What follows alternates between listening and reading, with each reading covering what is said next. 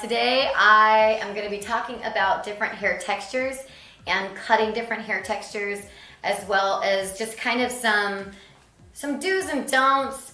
But there's so many options actually. There's so many different ways to cut curly hair. This is my beautiful model who I already picked out her hair, and meaning I just stretched it all the way out with my wide tooth comb. So you can see the difference even in the lengths here, where it kind of just barely hits the base of her neck. And then when I really stretch this out, you can see how much longer it appears through the back right there. All right. When your client walks in, or if you do get them wet, what their hair looks like in both states. And the reason why that's so important is because you don't want to take off too much or too little hair, right? So I would almost either just want to really clean it up and continue that round shape, or we can change the shape completely, maybe do something a little bit tighter on the sides. So I'll probably do something a little tighter through the sides, and then also a little bit more of a short to long, so that we can build up some strength through here, and then we can graduate here through the back, and then a short to long through the front. Okay, so that you're working with the crown, the top of the head, and then the front part of the top, which is typically that fringe area, each separately. When you first are running your fingers through the hair to kind of set up that diagonal, typically because when you're washing your hair less, your body adjusts and it starts to produce less oil, as well as the oil can't travel all the way down the distance of the hair shaft because the curl doesn't always allow for that. A few key things when it comes to moisture is that a cream-based moisture is going to be really great initially when the hair's damp, to add that cream-based moisture. And then you're going to add your oils at the very end, because essentially when you think about oil and water, they don't really mix, right? Oil adds like a barrier, and if you're adding a ton of oil and then you put the moisture products in there, really you just want that conditioning moisture to penetrate in first and then lock it in with a shield like oil. I think I'm debating on if I want to establish the lengths first and how strong I want that. But I'm going to go ahead and just start my graduation, and I'm going to take vertical sections through the back here. She might not necessarily wear her hair that way, but the reason being is because I really want to see the shape that I'm putting in. So you really want the least amount of tension. You don't want to pull the hair super tight and then cut, because that bounce back is going to be even greater. So what you're wanting to do is you're wanting to add very loose tension and still using a very wide tooth comb. So my other wide tooth comb was even wider to pick out her hair, just because we don't want to hurt her scalp at all, especially if she has a sensitive scalp, and or just in general, it's not good to put so much pressure on the hair and tension and pulling.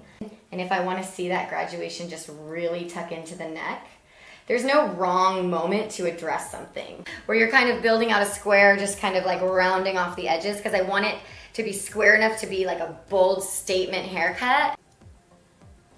There's like one hair left. I'm gonna freehand cut that little curl away. So if anything, I think it's a little bit easier to cut hair that is curly, because what you see is what you get, except for the fact that you have to think about the bounce back, right? And by holding my scissors up this way, I'm actually putting them at that 45-degree angle.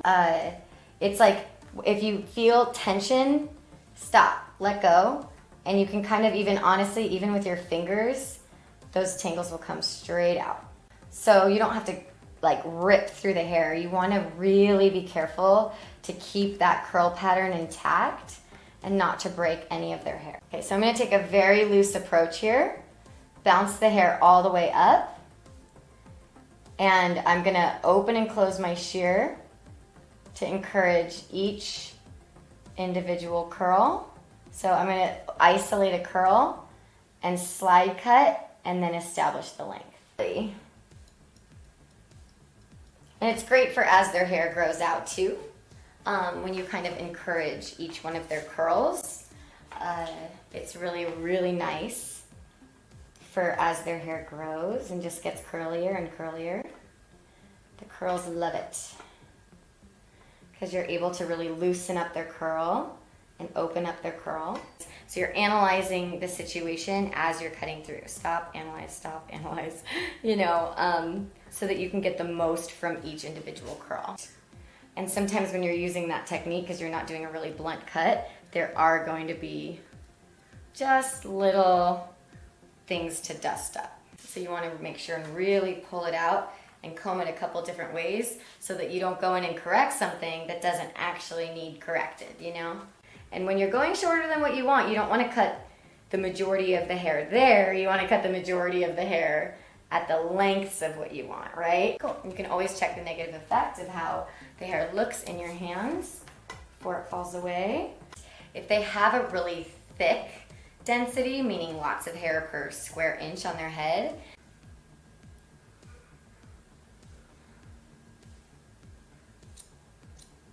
now there's a reason why I'm cutting such a strong shape here through the side, just like I did in the underneath.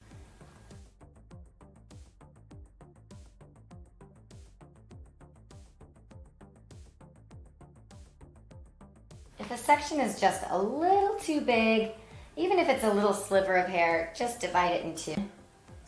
And that strong shape is just gonna be, kind of make it a little bit more of a statement haircut. And that's why I cut this last section here. I left it and pulled everything over and cut it tighter so that it can cut, because short hair pushes long hair. You really want to check for balance at this point because that's your guide and it's gonna guide you all the way through the rest of the hair. Is like you can move around the head depending on what your need is, but the thing that you want to be careful of is that you're still getting the shape, that overall shape that you're looking for through the profile. Every hair type, every time you're doing a haircut, it's always going to be saying something to you, right? But when I'm the least amount of tension that I'm adding, and the more I'm able to go in and just define what their hair is kind of telling me it wants to do, versus like, you know, you're telling them where to go and how to behave. And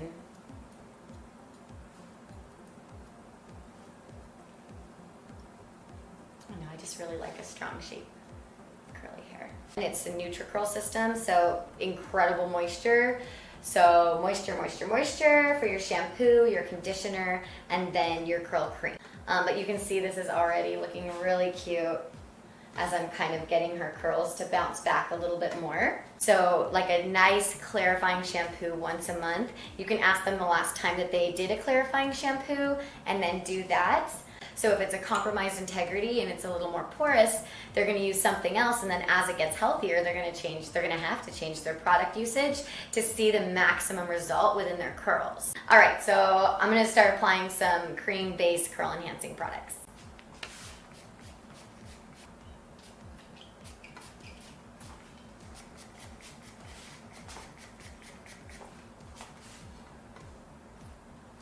So now, I'm gonna section her hair, and section by section, taking the curl cream, I'm gonna apply in sections because I wanna make sure that after I put the moisture in her hair, and her hair is damp, each section is getting enough moisture and product into it to really enhance the separation of that curl.